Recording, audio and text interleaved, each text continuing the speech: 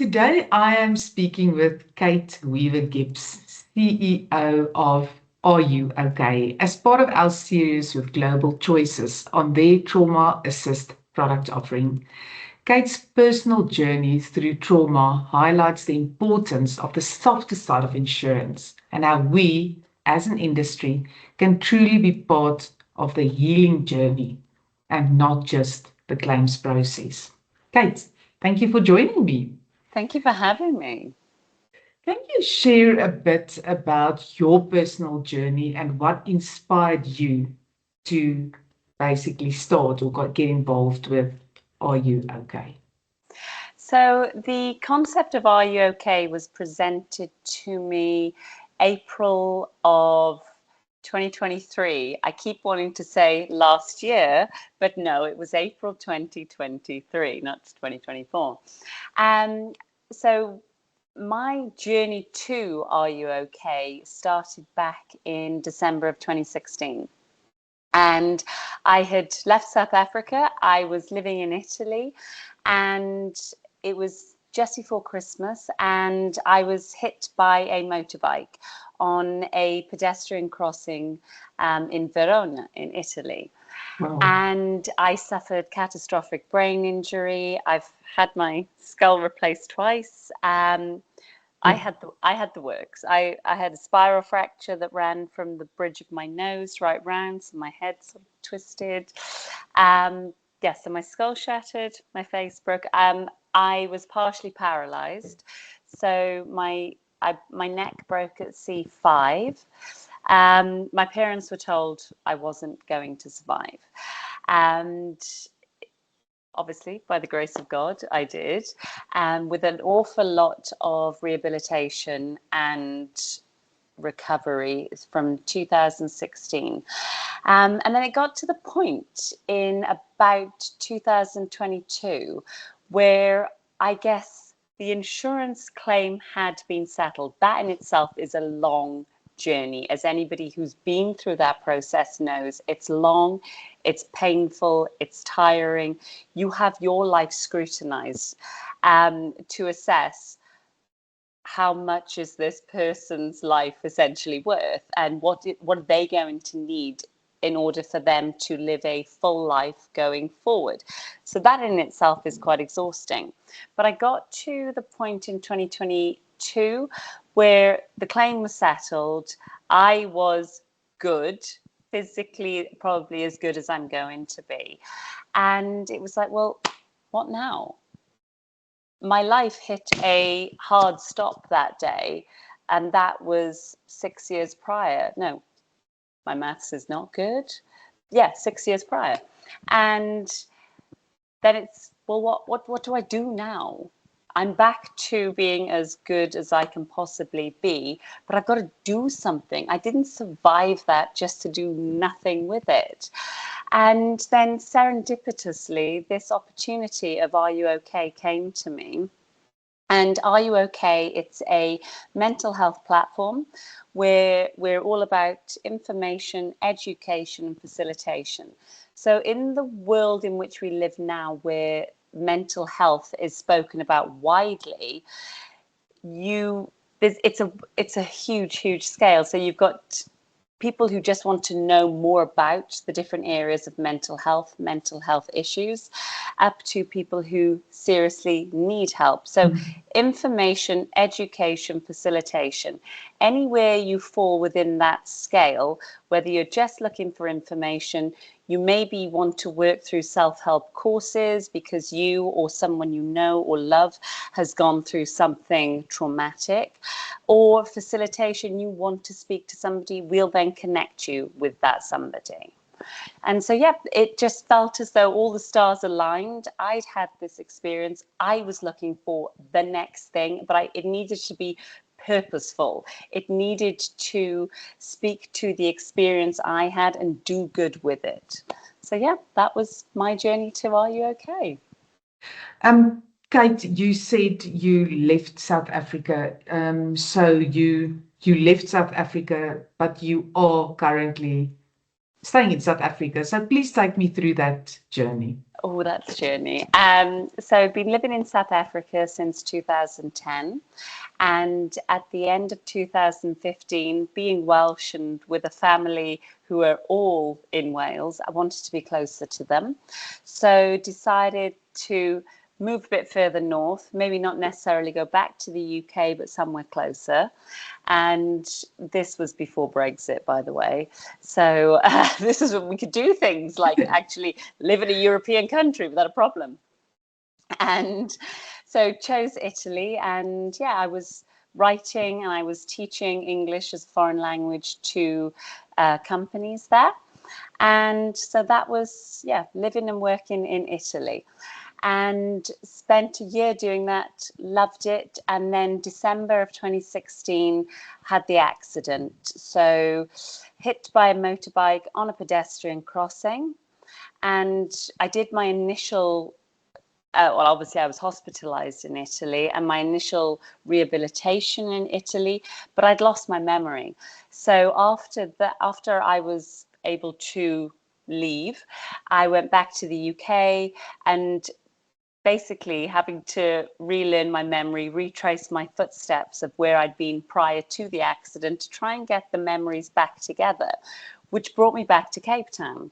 Okay. And part of the injuries that I had is, well, huge brain damage, but damage to the occipital lobe in my brain. So my right occipital lobe was damaged, which is my left side vision. And so I'm very, very sensitive to light changes and I guess the clarity in the air. And the light in Cape Town is better than anywhere else on the planet. And so it made sense. I felt better being here. And so, yeah, I did a full circle, came back here, and this is home. That's a beautiful story. Talk to me about, I know we've got other questions that we are going to talk about relevant to the industry. And did you have, so you obviously didn't have insurance, South African insurance. You were covered by the tax because you pay tax. You were just briefly explain that to me too. Okay, so as a British citizen, when I'm in the UK, we have our national health cover. So that was that. But I was working for an Italian company. So I was an Italian taxpayer, and therefore I was covered by Italy's national health, essentially. And they covered basically all the relevant costs on that. Yeah. So let's go back to the original purpose of our discussion, and that is, how has your experience shaped your perspective on the role of insurance in supporting individuals beyond just paying the claim, right? It really does go beyond paying the claim. So that's really interesting because I was obviously covered by the national healthcare there. I didn't have any interaction with an insurance company per se. The interaction that I had with an insurance company was the legal team of the gentleman who hit me. They were the ones that had to do the questioning, trying to extrapolate all of the information about my life to assess the level of damage and therefore how much compensation needed to be paid. So that was a very, very difficult situation for me to go through because I felt as though I had to justify my life before the accident to justify how much my life was worth afterwards and provide so much evidence about the things that I had been through and I guess how my life had changed and how I wasn't able to live as full a life as I had before. And so I actually had quite a, let's say, negative perception of the insurance industry. But it's actually been since working with Are You OK and getting to know the insurance industry has my perspective radically changed. Having now spent time working especially closely with Global Choices and then the wider insurance industry, I've actually got to see the amount of good the insurance industry does. So, I mean, I joke that I went to Insure Talk in 2023, a insurance skeptic, and I walked out of there a convert, because I sat through every single one of the talks and I felt humbled, because I had this ignorant view of what insurance doesn't do. But it's not until you actually really need it, like I ended up needing it, but on the other side, do you realize the good it actually does? But I think maybe to go back to your question is, at the end of when the claim was paid and all was said and done, it was the opposition, if you like, the legal team for the insurance company that actually came to me and said, "We're sorry you had to go through all of that.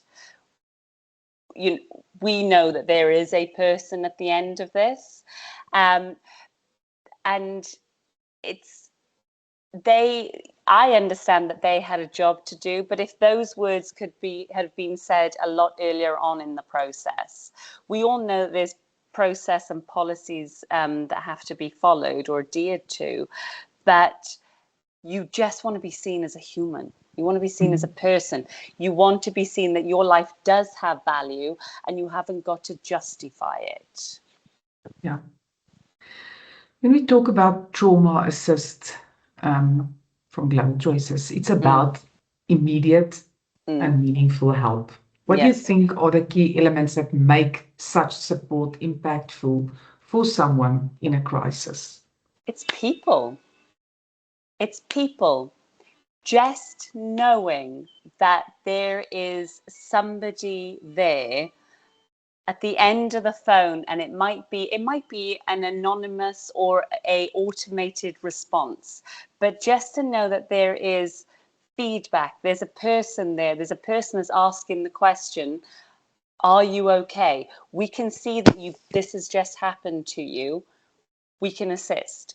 It's the personal touch. It's not thinking it'll be okay further down the line when the claim is paid out, I will be okay. We as humans, we want to be seen, we want to be heard, and we want to feel that our life has value to it. And if in those moments of trauma, there is a human on the end of the phone or a human at the end of an app, somebody that just says, "I've got you, I'll be there." It's that simple. It's not more complicated than that. You've been through very hectic experiences. How do you think the industry can better embrace this human side of its purpose, to be there for clients during their most vulnerable moments? How can we do this better? Beginning, middle, end, follow up. It's the regular touch points. That's all it is. It's just regular contact. There is an immediate trauma. It's to know that at the end of the phone, there is somebody that says, "I can see that something's happened to you. We'll be there now to sort it." You go through a trauma, and then there's a horrible process to go through. There's admin, there's paperwork, there's legal issues. And you, as the person who's had the trauma happen to you or your loved ones, you're just existing in this chaotic space. You can't see clearly. You can't see a way up. So just to know that in the background, there is a support structure that says, we actually know what we're doing here. So this has happened to you. Okay. We're going to be there and we're going to help you deal with the admin in this. We're going to help you maybe put you in touch with the solicitor. We will take you to therapy sessions if you need it. Just to know there's external third parties who are there who know what they're doing, because you don't. You haven't got a clue. You are in this chaotic space. And I think part of that is that we don't realize how many people are alone, really do not have other people and Yeah. support structures around them. And I think in cases like that, that is so much more critical, because how do you get through this when you have not got that support system? No, 100%. I was blessed. I have got a very close family and very close group of friends. So there was always a situation of, we'll do this, we'll do that. Yes. Everybody rallied around each other to support. But it wasn't until a lot further down the line, when there was actually going to be a claim here, that we then had to look for the legal assistance with it. If that was already there, just to make that transition smoother. So you're already going through your own physical, psychological challenges. But then to have to try and think about, where do you start looking for a solicitor? It's those Yeah. small things that make a big difference. Yeah. And so, yes, I had a support structure, but if I had been a single woman on that street and that had happened to me and I didn't have a close family, I would have just been lost completely. I don't know where I would have ended up. Yeah, and you touched on that. On my next question was, because of your own experience, if the trauma assistant mental health and support concept had been available at that time, do you think your journey would have been different, better? Yes, because you mentioned it earlier about being lonely. Even though I had a close family, going through a trauma, and I went through catastrophic brain injury, going through that is a lonely place to be. It truly is. Because even though you've got these people around you, you're the one that's living it. And everybody else, you're aware that everybody else just wants you to be okay. You're the one that's had the injury. So everybody else is looking to you to be okay, because if you're okay, they can be okay.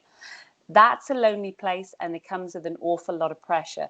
So to have something in the background where you've got a anonymous third-party professional to whom you can speak to about the challenges you're going through, somebody who can maybe direct your family, your loved ones in terms of the administrative process, that is one pressure. But somebody who you can speak to about everything you're going through, somebody who's not a loved one, who hasn't been through their own trauma because of what happened to you. Right.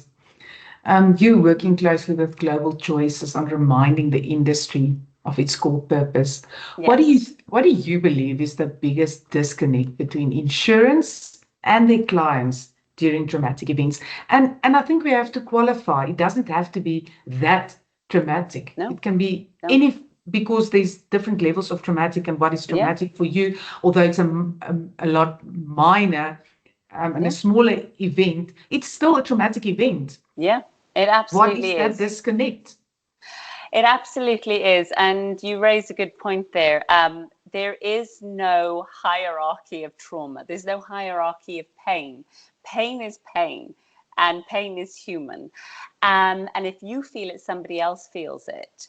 And the greatest thing that we can do is actually just be there for each other. So that brings me to the disconnect part. Is what is the disconnect between insurance companies and their clients? It is purely that. It's the empathy. And I know that Global Choices is big on empathy, and what they do with their trauma assist really does speak to that. And if, when there is a person at the end of the phone who wants to help, that's all it is, to be seen as the individual that's going through trauma, again, however big, on whatever level it is, just to be seen, to be heard, and to be felt that your life has value. If the person, the insurance company, the claims professional can speak to you and take the time so that you can feel that you're not just a number. You're not just something that I need to get through so I can get on to the next job. It's being taken the time to be seen, to be heard, and to be felt of value. I think you've answered my next question too, but if you want to, you can add on. And that is the thing many of the industries see claims as the last part of the process, the end. What do you believe needs to change to make the industry more involved in the recovery part? It's not the end. We know that. Now the claim is paid. It's not the end. No. Trauma doesn't have an end. That is the crux of it. Anybody who has been through a life-changing trauma will tell you that trauma doesn't end. You don't get over it. You get through it by just going forward each day. And you will have moments where there'll be a trigger and you'll be pulled back into that traumatic event. And so that is where I truly believe that mental well-being support comes into play. And that is where insurance companies can really build that connect, get rid of the disconnect, build that connect that says, you are here in this traumatic event, let us help you. We are going to just be there in the background as you're going through that claims process. The claim gets paid, but the trauma doesn't end. There is still a human that went through that. What then needs to happen? There needs to be the follow-up. We need to ask the question at the beginning, the middle, the end, and afterwards. Are you okay? Further down the line, are you still okay? Yeah. 6 months later, are you still okay? If you're not, come back and we can help you. Yeah. It's that simple. It's creating loyalty. Yeah. And it's creating relationship, because relationships are the most important thing in this world. Yeah. And without relationships, nothing works. Our home lives don't work, our social lives don't work, our businesses don't work. It all comes down to relationships. And relationships are built on care and loyalty. And if we can just keep checking in, that's all insurance companies need to do. Check in. And even after the claim is paid, check in again 6 months later. Are you still okay? Yeah. I think for me, that's the beautiful part of knowing that this is something that AI and machines will never, ever, ever be able to replace, is that this critical human side of our industry, it cannot be replaced. Absolutely not. I'm sure there are very intelligent machines out there who could sort the claim out for you, but we're not robots. We still need to be seen, to be heard, and to just be held in a figurative, if not literal sense. Yeah. To just say, there is somebody here. I am somebody. I am listening to you. I do see you. I understand the problems you're going through. I'll be here to help you. No, machines definitely can't do that. Kate, it's been absolutely lovely to chat to you. So I think my last question is, what message would you like to share with the insurance industry about the importance of campaigns like this and the real purpose behind what we as an industry really do and mean? We all know that what the industry does is positive, but we, as the claimant, the person who's been through the trauma, we just want to be seen, to be spoken to as a person that has a valuable contribution to make to society. And if we could just break down those figurative walls that this is big business, this is an insignificant person, if we could bring those two things together, that would certainly create harmony, which in turn would create loyalty. Thank you very much for your time, Kate. I really appreciate it. It was absolutely lovely to chat to you. It's great to see and hear that there are really people who care and value the importance of the human. And you are quite correct in your comment around global choices about the empathetic approach and really caring about the human within the process. Absolutely. And so thank you very much for having me.